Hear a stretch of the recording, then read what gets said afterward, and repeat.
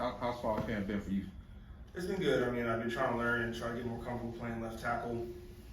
It's something I can do, but I try to. The best example I can tell people is like, imagine like writing with your left hand or kicking the ball with your left hand. It's doable, but it's a little bit difficult. It takes time to get used to.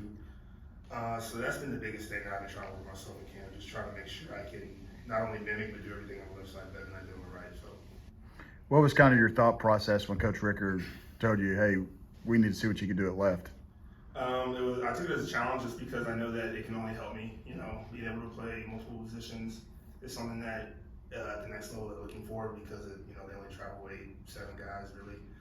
So being able to flip and go back and forth is really just going to help me. And even playing guard, I played guard the first couple of days too, and then only that's only going to help me going forward. So whenever I took it as a challenge and I took it head on, and I've enjoyed it so far. So. Coleman told us you guys are close, and I know it's an adjustment for both of y'all, but if you guys ever get on scene, what type of potential do you think you guys can have on that left side of the line? I mean, me personally, I think we're the best left side of the country. And I say that wholeheartedly, just because I feel like we are very close. I mean, we're roommates, probably my best friend. We do everything together, and a lot of times we're on the same wavelength. There's a lot of times out there where we're getting good movement, or I'm pass pro, we're passing off twists and everything feels kind of effortless. So I feel like if we can get on the same page constantly, I mean, there's no telling what we can do. With those guys that y'all lost on the interior last year, Alon and Wes and Steve, what have you seen from the guys? Obviously, Brandon's playing guard, but what have you seen from Colton and Willis stepping into that role on the interior for you guys? Yeah, I've seen them learning. Willis was good friends with Steve, so he's known Steve, and Steve has reached out to him and talked to us, especially about our guys here. But it's kind of like you're trying to learn how to not just replace guys, right? Because replacing guys is easy, you get another guy in there. But how can we get in there and play well and play even better than we did last year? And those guys have stepped in, they're playing well, they're taking coaching, and the biggest thing you've seen from them is that they're getting better every day.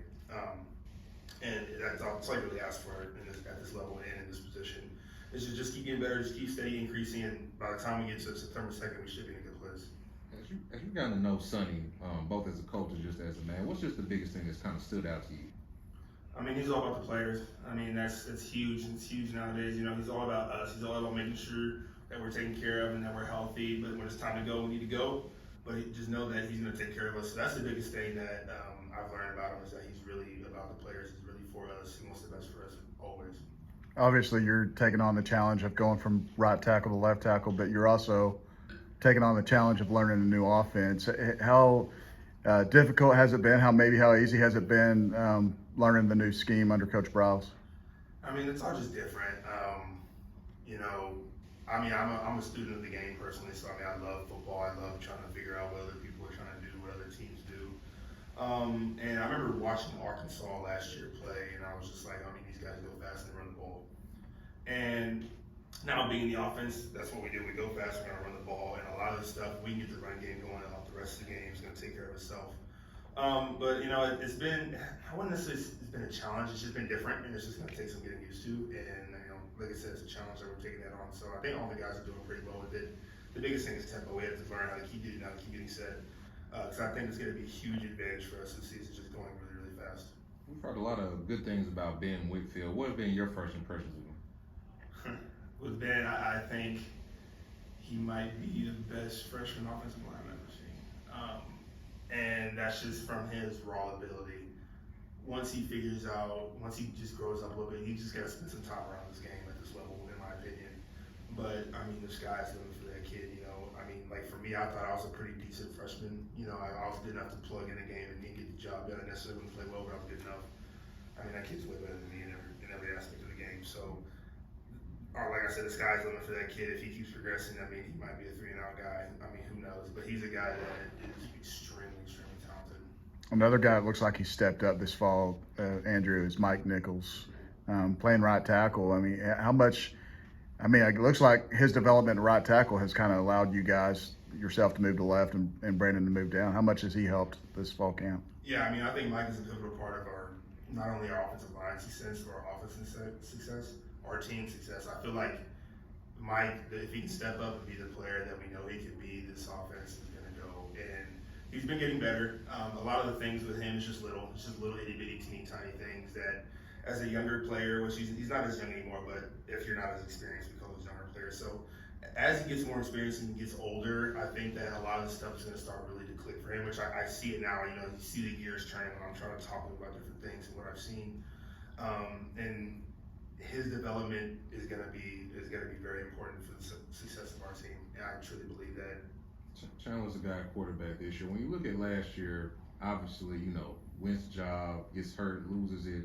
I guess how did he handle in the locker room, and how he handled it earn him kind of the respect of you guys going forward? Mm-hmm. Yeah, I mean, everybody likes to talk about, you know, Max being the backup coming in and starting or playing the rest of the games and then running up in the Heisman. But I also feel like from Chandler's perspective, that's a lot of perseverance too. You know, that's not an easy thing, not an easy pill to swallow.